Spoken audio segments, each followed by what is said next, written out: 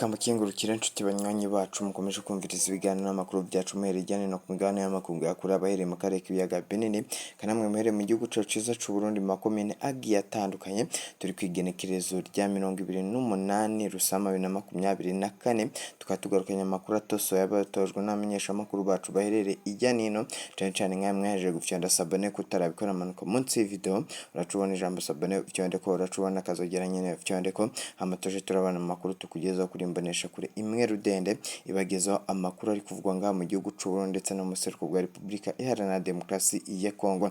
Ni amakuru akomeye cyane ndetse ni n'amakuru atunguranye ubwo uwahoze urongoye umugambi utavuga rumwe n'ubutegetsi Gato Rwasa asohoye akete ikomeye cyane hano mu gihugu cy'u Burundi ndetse isesengura neza ubujura ndetse no kurya ruswa bw'ubutegetsi buriho ubwo ni umugambi uri ku butegetsi CNDD FDD.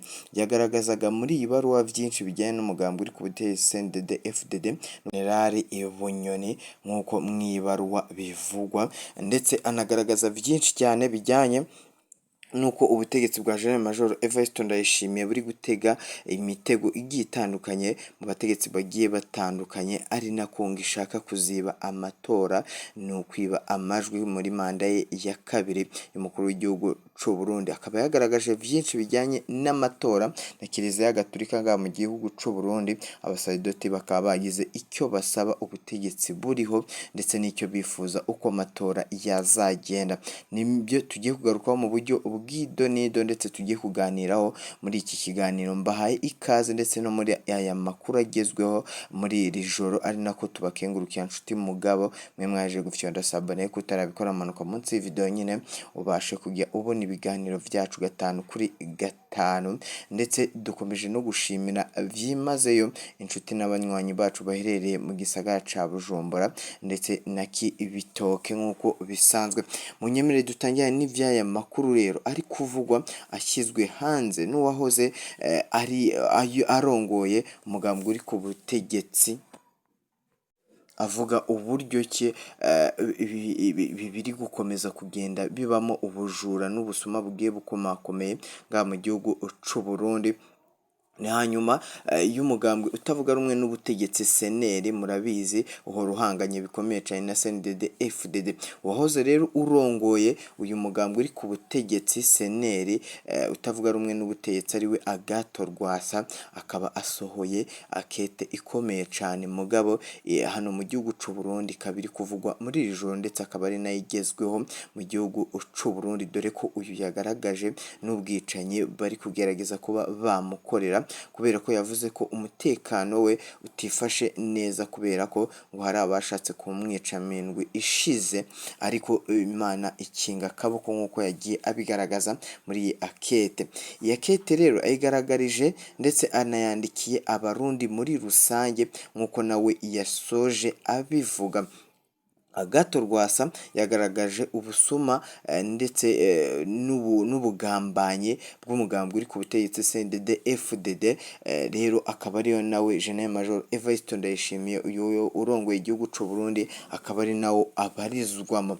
Murabizi ko uyu mugambwe uyoboye igihugu imyaka myinshi uri ku butegetsi mu gihugu cy'u Burundi dore ko ntawigeze muri iyi myaka ya vuba akuraho uyu mugambwe uri ku butegetsi CNDD FDD. Rero Agato Rwasa akaba yagiye agaragaza amakuru agiye atandukanye kuri uyu mugambwe uri ku butegetsi CNDD FDD avuga ko ari abicanyi ndetse uwo ari we wese ugaragaza ko atumvikana n'ubutegetsi cyangwa se atavuga rumwe n'ubutegetsi ahita atabwa muri yombi. Akarorero yagiye atanga n'amenyesha amakuru hano mu gihugu cy'u Burundi bakomeza kugenda bafungwa umwanya ku mwanya icyo ari cyo cyose ubutegetsi bukwanze cyangwa se bwanze ivyo ukora ku maradiyo ndetse no ku binyamakuru bigiye bitandukanye haba ibyigenga ico gihe uhita utabwa muri yombe nk'uko yagiye abigaragaza. Munyemerere twinjire mu buryo bw'idonido muri iyi baruwa kuko ni impamba y'ijoro ni impamba y'abene gihugu ni impamba yo kumenya igihugu cyacu cy'u Burundi se kiragana he dore ko hari n'abatangiye kuvuga ko mukuru w'igihugu n'ubundi dufise kugeza uyu mwanya.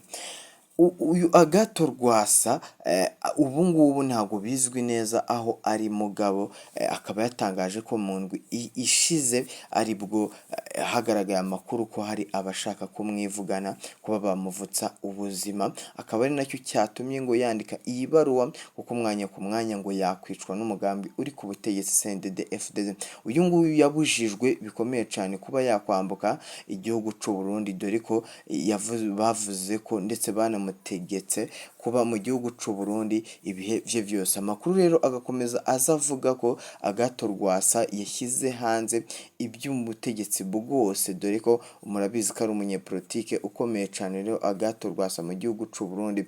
Akaba yavuze rero ubugambanyi bukomeye cyane Antoine Felix Tshisekedi akorana na Gen Major Evariste Ndayishimiye mu kuba bari guhonyora agateka ka zina muntu, ndetse no kuba igisirikare cy'u Burundi kiri gushira mu buseruko bwa Repubulika Iharanira Demokarasi ya Kongo. N'ivyo yagiye abigarukaho. Mugabo yagaragaje amakuru akomeye cyane avuga ko abasirikare b'igihugu cy'u Burundi bamajije kugwa mu buseruko bwa Repubulika Iharanira Demokarasi ya Kongo ari benshi, bikozwe n'ubutegetsi buri hano i Gitega, ndetse anavuga ko ibingibi bitari bikwiye ku mutegetsi nyawe ndetse wa Afurika ashaka ko Afurika itera imbere hamwe n'igihugu cy'u Burundi. Rero akagaya bikomeye cyane ubutegetsi buriho ndetse n'umugambi uri ku butegetsi CNDD-FDD. Iyo ni ingingo ya mbere yagaragaje ubugambanyi ndetse nuko bafata abo batavuga rumwe n'ubutegetsi, dore ko yagaragaje ko ubutegetsi bw'igihugu cy'u Burundi butihanganira bikomeye cyane abatavuga rumwe n'ubutegetsi. Aba bahita batagwa muri yombi mu mapirizo agiye atandukanye Igitega. Akaba yagarutse kuri Bunyoni, General Alain Guillaume Bunyoni, akavuga ko uyu nguyu ibyaha yagirizwa ari ibyaha by'ibihimbano bishingiye kuri politike mugabo atabyo yigeze akora. Ivi byose rero uyu munyepolitike utavuga rumwe n'ubutegetsi Agathon Rwasa akaba yagaragaje ko iyi ari inzira ikomeye cyane umukuru w'igihugu cy'u Burundi Gen Major Evariste Ndayishimiye ari guharura kugira hatazagira umubangamira mu matora ateganyijwe azaba mu gihugu cy'u Burundi 2025. Akaba ari gukura mu nzira rero abamubangamira bose abatatuma yongera kwegukana intsinzi nk'umukuru w'igihugu cy'u Burundi. Akaba ari muri ubwo buryo rero Agathon Rwasa yasobanuye Burundi News TV, asobanura ko ari nicyo ahanini General Alain Bunyoni yaba yarazize, ndetse ari nacyo Agathon Rwasa yazize. Murabizi ko Agathon Rwasa mu minsi yaheze ari we wari urongoye uyu mugambo utavuga rumwe n'ubutegetsi CNDD-FDD. Yadusobanuriye neza mugabo uko byagenze mu buryo bw'idonido, natubwira ko akari agapangu k'umugambo uri ku butegetsi CNDD-FDD. Anavuga yuko ari ikintu gikomeye cyane yuko babonye Agathon Rwasa afite ijwi rikomeye cyane ngaha mu gihugu cy'u Burundi, ndetse azabangamira amatora ndetse no kuba banyereza amatora uko bishakiye.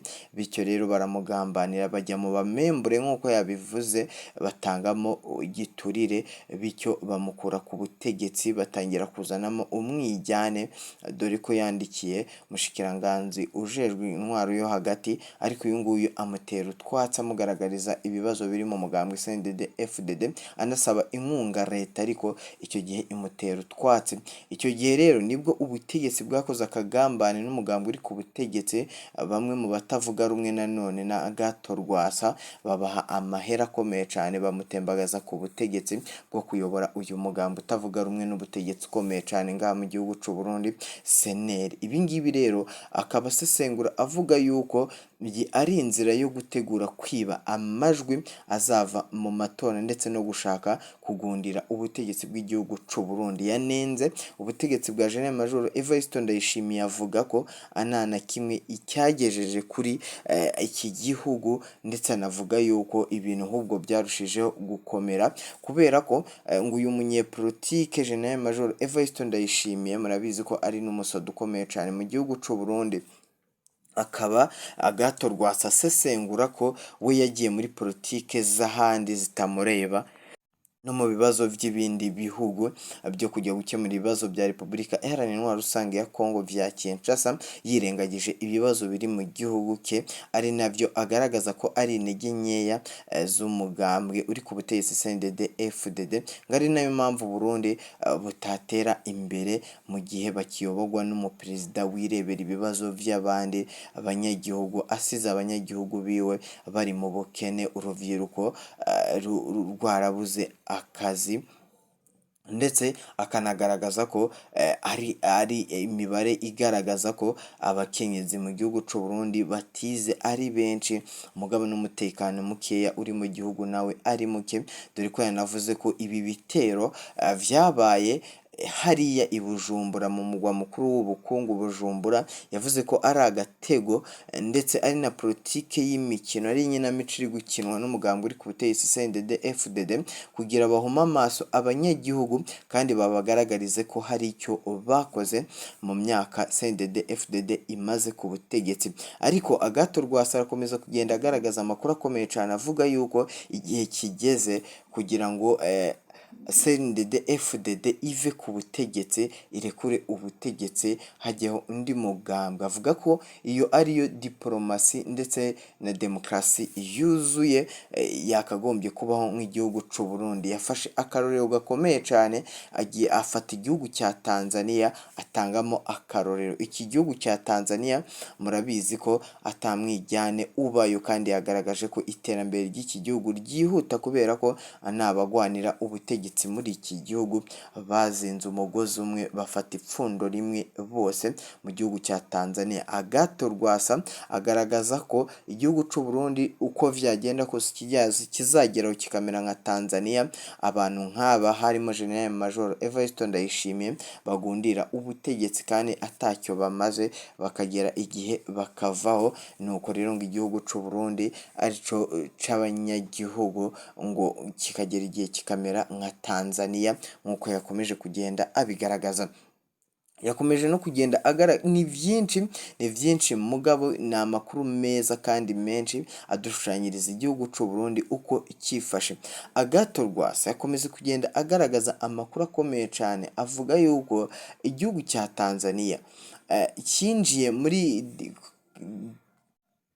demokarasi ndetse no gufatanya no kurwanira ku mugozi umwe, bagatezanya imbere igihugu cya Tanzania nta mwiryane urimo. Ariko yagarutse ku gihugu cy'u Burundi, ni umwijyane, urwango rushingiye ku moko ndetse n'ibindi bigiye bitandukanye. Yavuze yuko igihe kigeze ngo n'ivyo bihere mu gihugu cy'u Burundi, bace bavyihoza ababishira imbere, maze igihugu cy'u Burundi barebe ko kidatera imbere.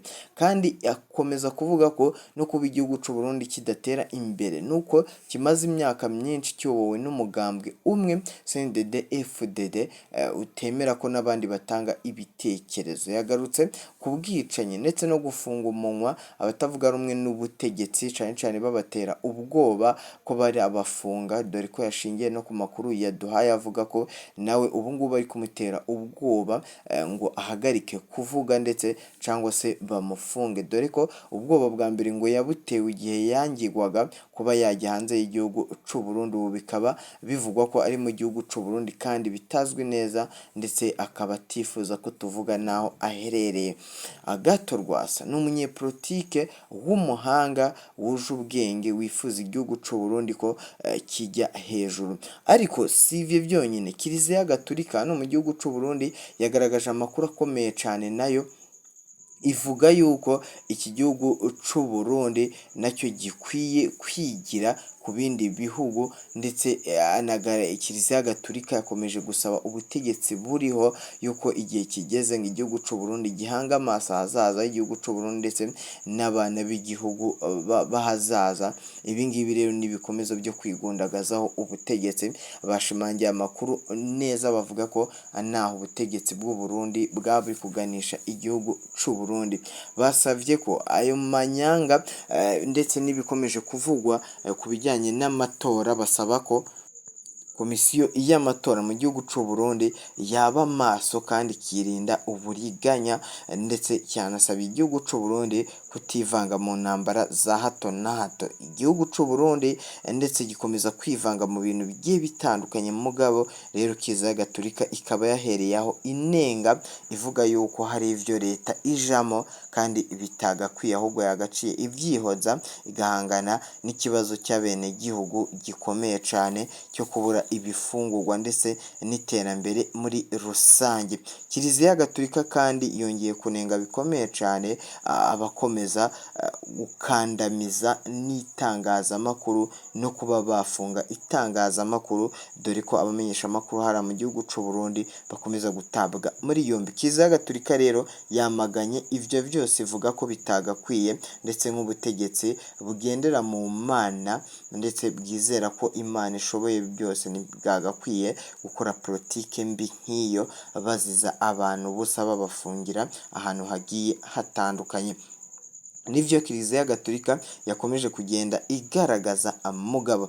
Ni amakuru akomeje kugenda asohoka mu gihugu c'u Burundi, ndetse niyo makuru yaranagezweho kuri aya masaha, bagaragaza ubujura buri guteganywa mu matora y'umukuru w'igihugu ateganyijwe 2025, ariko hakaba hari n'abakomeje kuvuga ko baziyamamaza, ndetse tukaba twanabonye umunyepolitike wigenga utavuga rumwe n'ubutegetsi mu gihugu cy'Ubufaransa avuga ko nawe yazatanga kandidatire mu matora y'umukuru w'igihugu ateganyijwe 2025 mu gihugu c'u Burundi, ndetse yamaganye bikomeye cyane umugambi uri ku butegetsi CNDD-FDD, ndetse anavuga yuko Kiliziya Gatolika mu gihugu c'u Burundi ikwiye gushyira amasengesho yo gusengera abamenyesha amakuru bafunzwe, ndetse n'abajenerali bagiye bafunzwe bazizwa ubusa, ndetse n'ibyaha bishingiye kuri politike. Gusa bashimangiye amakuru nk'uyu munyepolitike uko yavuze